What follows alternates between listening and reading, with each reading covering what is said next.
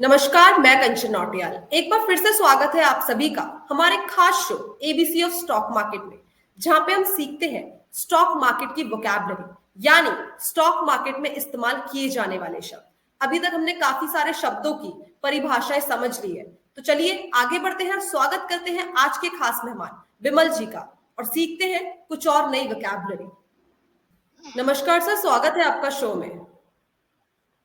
नमस्कार सर, जैसे कि हम देख रहे हैं कि एबीसीडी में हम ना स्टॉक मार्केट की वोकैबुलरी सीख रहे हैं। अभी तक जो हमारे दर्शक हैं उन्होंने आईपीओ सीखा, पीई सीखा, आरओसीई सीखा, आरओई सीखा। आज हम हमारे दर्शकों के लिए कौन सा नया टर्म लेके आए हैं जिससे हमारे दर्शकों को मुनाफा हो सकता है और स्टॉक मार्केट को समझने में आसानी हो सकती है?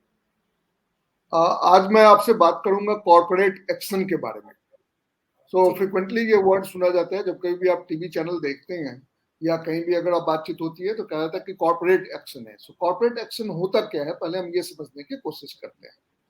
कॉर्पोरेट एक्शन है क्या?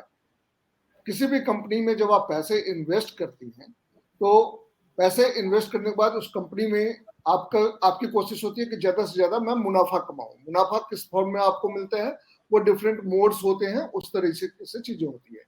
तो कोई भी कंपनी जो अपना बिजनेस है वो बिजनेस तो करती ही है, साथ साथ वो बहुत सारा इनिशिएटिव लेती है। उस इनिशिएटिव के कारण जो स्टॉक होल्डर्स होते हैं उन पे उसका इम्पैक्ट आता है। आप दूसरे शब्दों में आप ये कह सकते हैं कि स्टॉक होल्डर के बेनिफिट्स के लिए कंपनी कई बार अलग अलग चीजें करती है, जिसको कि हम कॉर्पोरेट एक्शंस के अंदर हम बात करते हैं। जी ठीक है सर, कॉर्पोरेट एक्शन। हाँ जी। कॉर्पोरेट एक्शंस की अगर मैं बात करूं तो कॉर्पोरेट एक्शंस गवर्न होता है कैसे? 3 कानून है बेसिकली, उस तीनों कानून के तहत कॉर्पोरेट एक्शंस गवर्न की जाती है। एक जो रिलेवेंट सेबी रेगुलेशंस एक्ट होते हैं उसके तहत है, दूसरा कंपनी एक्ट 2013, और थर्ड जिस स्टॉक एक्सचेंज में इन कंपनी की लिस्टिंग होती है उनके साथ एग्रीमेंट क्या है कंपनी की, उसके तहत कॉर्पोरेट एक्शन गवर्न किया जाता है। जी, कॉर्पोरेट यानी एक्शंस बीएससी और एनएससी जी जिसके बिल्कुल साथ बिल्कुल बिल्कुल बिल्कुल मेजरली ये 2 एक्सचेंजेस हैं इंडिया में। सो इस दोनों एक्सचेंज के साथ उनका लिस्टिंग एग्रीमेंट क्या है उसके बेसिस पे चीजें होती है। जी। अगर मैं कॉर्पोरेट एक्शंस की बात करूं कि इसके लिए एलिजिबल कौन है, ऐसा नहीं है कि जितने भी स्टॉक होल्डर हैं वो सारे के सारे एलिजिबल होते हैं, ऐसी बात नहीं होती है।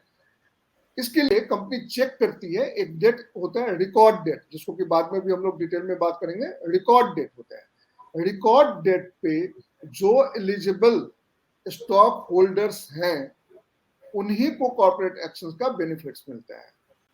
एलिजिबल स्टॉक होल्डर से मतलब ये है कि उस पर्टिकुलर डेट पे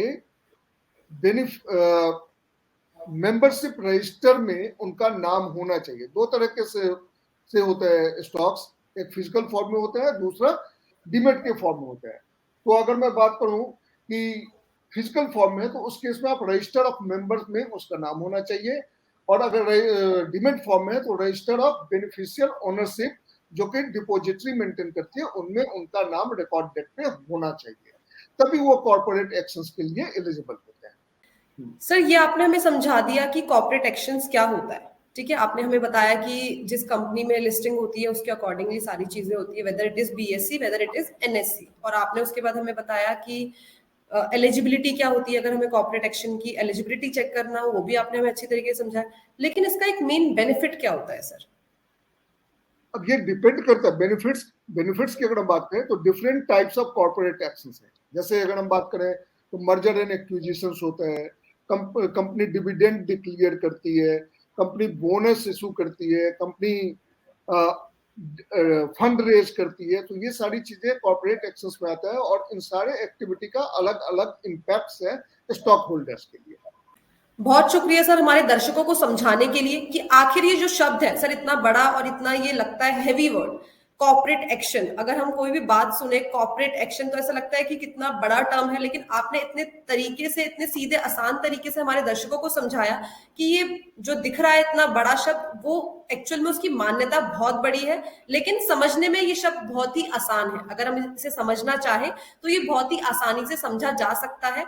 और इसकी आपने वैल्यू बताई कि ये अकेला अपने आप में कितनी ज्यादा महत्वपूर्ण रखता है। बहुत शुक्रिया सर हमारे शो में आने के लिए, हमारे दर्शकों को इतनी बढ़िया जानकारी देने के लिए। धन्यवाद। धन्यवाद। तो ये थे बिमल जी, जिन्होंने हमें समझाया कि कॉर्पोरेट एक्शन क्या होता है, उसके टाइप क्या होते हैं, किस जगह में वो इस्तेमाल होता है और उसकी एलिजिबिलिटी क्या होती है। ऐसे ही अलग अलग अपडेट के लिए जुड़े रहिए हमारे शो एबीसी ऑफ स्टॉक के साथ। धन्यवाद।